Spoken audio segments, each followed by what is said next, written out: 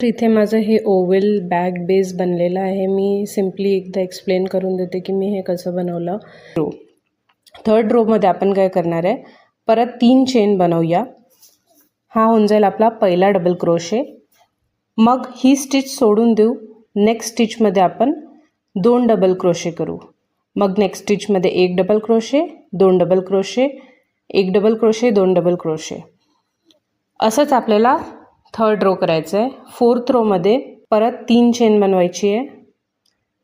Next स्टिचमध्ये परत 1 double crochet, next स्टिचमध्ये 2 double crochet, 1 double crochet, 1 double crochet, 2 double crochet, 1 double crochet, 1 double crochet, 2 double crochet आणि मग परत 27मध्ये सिंगल सिंगल 1 डबल क्रोशे करत आपल्याला फोर्थ रो बनवायची आहे. परत फिफ्थ रोसाठी 3 चेन बनवूया.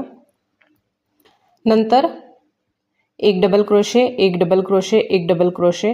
तर आपल्याला जितके रोज वाढवायचे आहेत तितके आपल्याला डबल क्रोशेचे नंबर्स वाढवावे लागतील. इथे आपल्याकडे आहे पूर्ण डबल क्रोशेस.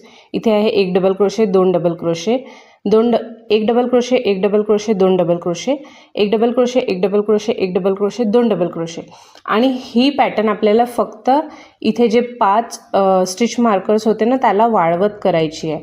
बाकी हे जे 27 चेन्स आहेत हे ॲज इट इज तुमचे 27मध्ये 1 डबल क्रोशे असेल.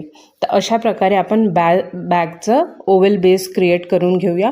हे अजूनही तुम्हाला कळलं नसेल तर याचा डिटेल्ड ट्युटोरियल मी यूट्यूबवर अपलोड करणार आहे लवकरात लवकर. तर ते तुम्ही तिथे जाऊन बघा. मी तिथे each and every step explain करेल. रीलमध्ये खूप बारीकशा गोष्टी एक्सप्लेन नाही करता येणार.